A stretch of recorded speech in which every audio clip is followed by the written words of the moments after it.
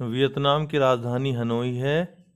यहाँ पर 72 देशों के द्वारा संयुक्त राष्ट्र साइबर अपराध संधि, जो कि कन्वेंशन है, एक साइबर अपराध के विरुद्ध संयुक्त राष्ट्र कन्वेंशन इसका नाम है, इस पर हस्ताक्षर किए। आपको बता दें कि संयुक्त राष्ट्र की महासभा द्वारा वर्ष 2024 में इस कन्वेंशन को अपनाया गया था, इसको स्वीकृत किया गया था। अब इस पे देश हस्ताक्षर करेंगे। हस्ताक्षर करने के बाद उसका अनुमोदन करेंगे। अनुमोदन कराने के लिए अपने देश की प्रक्रिया जो होती है कानूनी, जैसे भारत में क्या है कि संसद में उस चीज़ को रखना पड़ता है, जो संसदीय प्रणाली है उससे होकर गुजरना पड़ता है और उसके बाद अनुमति दी जाती है। कोई भी संधि अंतर्राष्ट्रीय, अगर अंतर्राष्ट्रीय कानून को बाध्यकारी बनाना होता है तो उसकी एक प्रक्रिया होती है।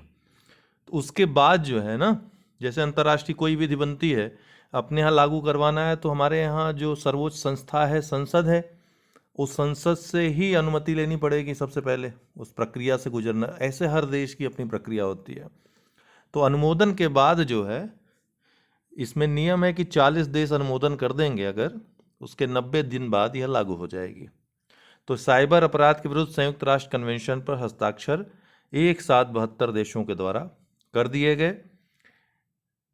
40 देश अगर अनुसमर्थन या अनुमोदन कर देंगे तो इसके बाद 90 दिन बाद यह लागू हो जाएगा। ठीक है, ये कानूनी रूप से बाध्यकारी हो जाएगा। उसके बाद न्यायमूर्ति सूर्यकांत भारत के 53वें मुख्य न्यायाधीश होंगे। 24 नवंबर 2025 से 9 फरवरी 2027 तक का इनका कार्यकाल होगा। हरियाणा से आने वाले ये पहले चीफ जस्टिस होंगे भारत के। ठीक है, विश्वजीत सहाय भारत के नए रक्षा महालेखा नियंत्रक बने हैं। तो भारत के नए रक्षा महालेखा नियंत्रक कौन बने हैं? विश्वजीत सहाय भारत के नए रक्षा महालेखा नियंत्रक बने हैं। नई दिल्ली में 17वां गृह शिखर सम्मेलन आयोजित हुआ। इसकी थीम आज से आयोजित हो रहा है, मतलब आज और कल आयोजित होगा। इसकी थीम क्या है? जलवायु अनुकूल विश्व के लिए नवाचार करें।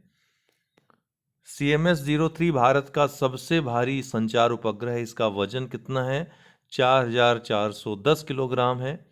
इसरो के बाहुबली कहे जाने वाले रॉकेट LVM-3M5 के जरिए आंध्र प्रदेश के श्रीहरिकोटा से इसका सफल प्रक्षेपण किया गया।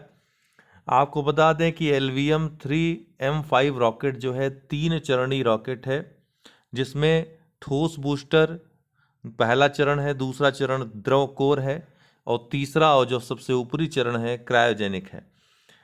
यह 43.5 मीटर लंबा भारी भरकम रॉकेट है, जिसको कि बाहुबली रॉकेट भी कहा जाता है।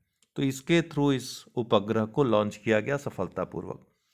पिंक सहेली स्मार्ट कार्ड महिलाओं और ट्रांसजेंडर्स को बसों में, जो सरकारी बसें हैं उसमें मुफ्त यात्रा के लिए दिल्ली सरकार के द्वारा इस कार्ड को लॉन्च किया गया।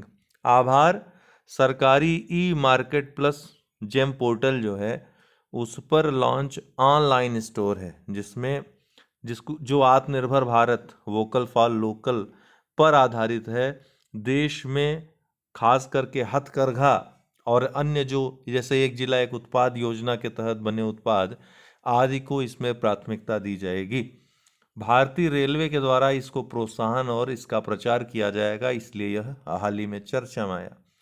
13वां ICC महिला क्रिकेट विश्व कप 2025, जो कि भारत और कुछ मैच जो है श्रीलंका में भी आयोजित हुए कोलंबो में, तो भारत और श्रीलंका की मेजबानी में यह आयोजित हुआ। भारत ने चौथी बार विश्व कप महिला क्रिकेट की मेजबानी की। ये 50-50 फॉर्मेट है, बड़ा फॉर्मेट है। श्रीलंका में ये पहली बार आयोजित हुआ। भारत चौथी बार मेजबान देश बना, पहली बार 1978 में, दूसरी बार 1997 में और तीसरी बार 2013 में भारत ने इसकी मेजबानी की थी। 30 सितंबर से लेकर 2 नवंबर 2025 तक 8 टीमें इन खेलों का हिस्सा रहीं। पाकिस्तान के मैच श्रीलंका में हुए, इसके अलावा अन्य कुछ मैच श्रीलंका में हुए। पाकिस्तान ने भारत आने से इनकार कर दिया था और इसीलिए उसके मैच श्रीलंका में रखे गए थे, इसलिए श्रीलंका को मेजबान भी बना दिया गया कुछ अन्य मैचों का भी। उद्घाटन कहाँ हुआ? असम क्रिकेट संघ स्टेडियम गुवाहाटी में। विश्व कप का आधिकारिक गीत कौन था? ब्रिंग इट होम, जिसको श्रेया घोषाल ने बड़े सुरीले अंदाज में गाया था। फाइनल में भारत ने दक्षिण अफ्रीका को 52 रनों से, जो कि 2 नवंबर को नवी मुंबई स्थित डी.वाई. पाटिल स्टेडियम में फाइनल मैच खेला गया, इसमें भारत ने दक्षिण अफ्रीका को 52 रनों से हराकर पहली बार यह खिताब जीत लिया।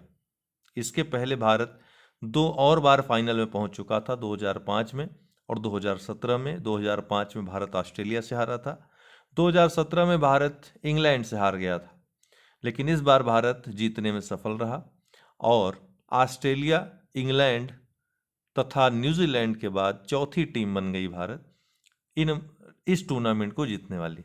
4 ही टीमें जीत पाई हैं।